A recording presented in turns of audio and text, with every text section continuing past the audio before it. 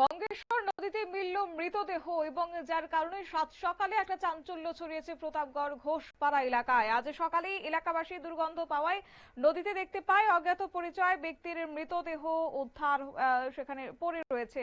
খবর দেওয়া হয়েছে পরবর্তীতে পুলিশকে এবং তদন্ত পুলিশ শুরু করেছে। তবে এই দেহ ক্ষতবিক্ষত অবস্থায় উদ্ধার হয় এবং যে হারে দুর্গন্ধ ছড়াচ্ছে দেখা যাচ্ছে যে মৃত্যু হয়েছে বেশ কয়েকদিন আগেই।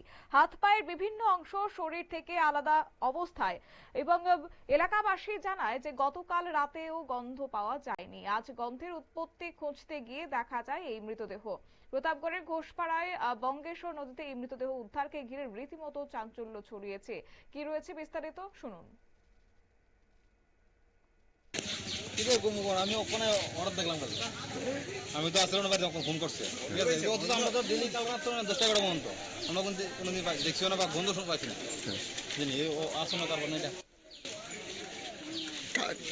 কালকে আসলেন কালকে তো আমরা না আসলাম রাত্রে 11টার মধ্যে না আসলাম তো গন্ধ তো ভাই আমরা ডেলি আপনার কথা আমরা বাড়িতে ইনফেকশন নেই খেতে মানে এটা আমরা পার হই হ্যাঁ মানে ওখানে আসো না কার বাড়ি কালকে তো আমরা নদীতে নজর দিই না কেন জাবরা জাবরা তাই বলছে সময়টা ভর্তি কেন নজর দিব এই আর কি।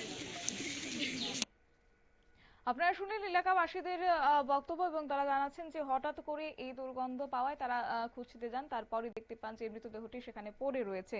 তবে কোথা থেকে আসলো এই মৃতদেহ, কারণ এর আগের দিনও নাকি সেভাবে কোনো রকমের গন্ধ পায়নি তারা, এমনই বিষয়ে তারা জানাচ্ছেন। যদিও পুলিশকে তারা খবর দিয়েছে এবং তারপরে মৃতদেহটি উদ্ধার করে ময়নাতদন্তের জন্য নিয়ে যাওয়ার ব্যবস্থা করা হচ্ছে। পাশাপাশি পুলিশ জানাচ্ছে যে এই বিষয় নিয়ে তদন্ত করবেন আগামী দিনে কে বা কারা এই মৃতদেহটি সেখানে রেখে গেছে এবং সেই ব্যক্তির নাম কিংবা পরিচয় কি রয়েছে।